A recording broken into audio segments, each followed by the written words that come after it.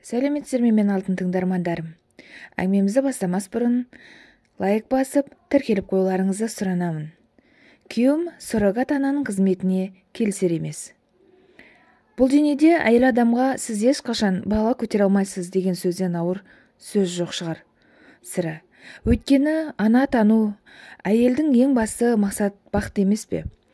Алайда пешенесіне құрсақ көтеру, еміреніп бала емізу бақытын жазбағанда жандар бар қатарымызда. Жақында үйіме 13 жыл бойы бала сүйе алмай жүрген бөле сіңілім келген еді. Бір-бірімізді көрмегенімізге біраз болған. Екеуміз ұзақ әңгімелестік. Оның көзіндегі мұң, мен айтқан сөздері көкейімнен кетер емес. Назгүлдің жанын жаралаған жағдайды сіздерге ұсынып отырмын. Оқырманға түсінікті болу үшін Назгүлді толығырақ таныстырып өтейін. Назгүл екеуміз Шығыс Қазақстан облысы Үржар ауданында туып өстік. Бір мектепке бардық, бір аулада ойнадық. Мектепті бітіргеннен кейін мен Алматыға оқуға кеттім. Бірінші курсты бітіріп, ауылға каникулға келсем, 11-ші сыныпты жаңа бітірген Назгүлімізді біздің ауылдан шалғай ауылда тұратын бір жігіт алып қашып кетіпті. Сонымен Назгүл 17 жасында өзінен 10 жас үлкен жігітке жар болды. Анда-санда ауылға барғанда ата-анасынан Назгүлдің жағдайын сұрап тұратынбыз. Сонда оның отбасында бақытты екенін, алайда бала көтере алмай жүргенін естігенім бар еді. Сөйтіп жүргенде 13 жылдың қалай өте шыққанын білмей де қалыппыз ғой. Жақында Назгүлдің өзін көріп сондай қуанып қалдым. Ол үйге келіп, менің балаларымды айналып толғанғанын көргенде жүрегім ауырып кетті. Өзімді қойшы, Арқатты аяймын. Алғаш үйленген жылдары Арқат екеуміз бала туралы аса ойланбайтынбыз. Өйткені мен өте жас болдым. Күйеу мені алақанында аялады, еркелетті де, еркелігімді де көтерді. Шынымды айтсам, менің күйеуден жолым болды. Ол маған ешқашан неге бала тумайсың деп айтып көрген емес. Уақыт өткен сайын сәбиіміздің болмай жатқанына мен алаңдай бастасам, ол мені Алла тағала өзі қалаған уақытында береді. Өзіңді өзің жіберме деп жұбататын. Мен ауданның, облыстың, тіпті қалалардың дәрігерлеріне түгел барып қаралдым.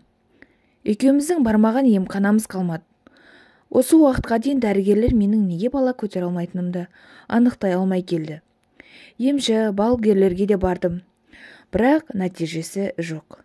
Күндіз-түні жатсам да, тұрсам да жаратқаннан бір нәресте сұраймын. Өзіммен қатар түскен абысынымның бүгінде 3 баласы бар. Біздің үйленгенімізге 5-6 жыл болған кезде ата-енем бізге туыстардың баласын асырап алуға кеңестерін берді.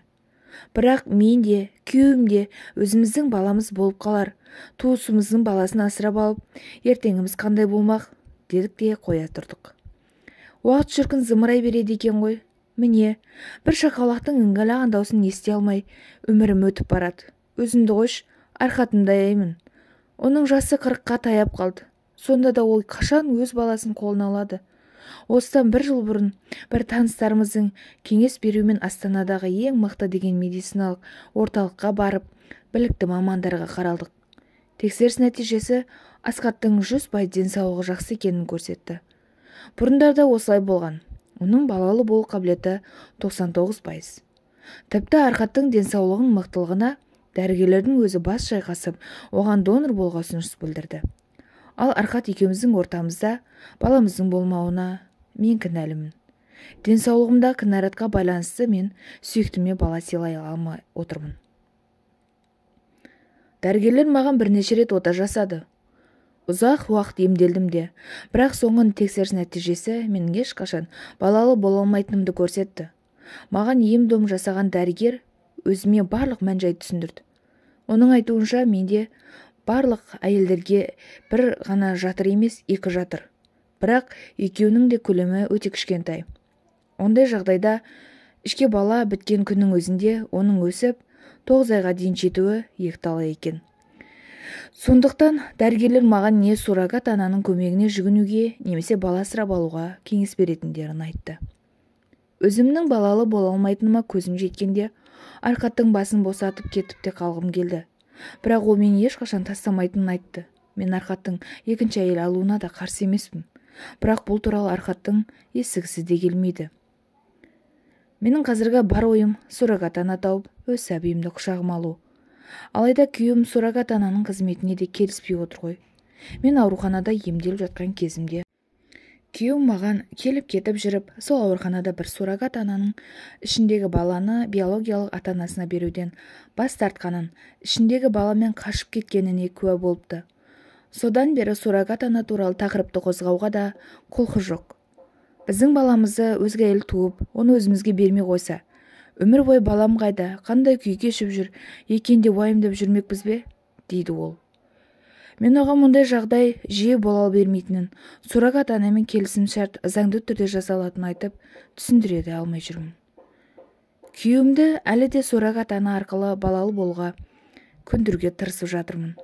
Ал қазір Арқат балалар үйінен бала асырап алуға ниеттеніп жүр. Мен бұған да қарсы емеспін. Бір баланы асырап алсақ, бір баланы суррогат ананың көмегімен дүниеге әкелсек, тамаша ғой. Алайда біздің елімізде бала асырап алу да оңай шаруа емес екен. Қазіргі таңда түрлі анықтамалар, қағаздар жинап басымыз қатып жүр. Мен бір жасқа толмаған барынша кішкене бала алсақ деймін. Өйткені өзім ешқашан ана болып көрмегендіктен ес біліп қалған баланың бізге бауыр басуы қиын бола ма деп қорқамын, деді Назгүл. Мінекей менің алтын тыңдармандарым, бүгінгі әңгімемізде осымен аяқталды.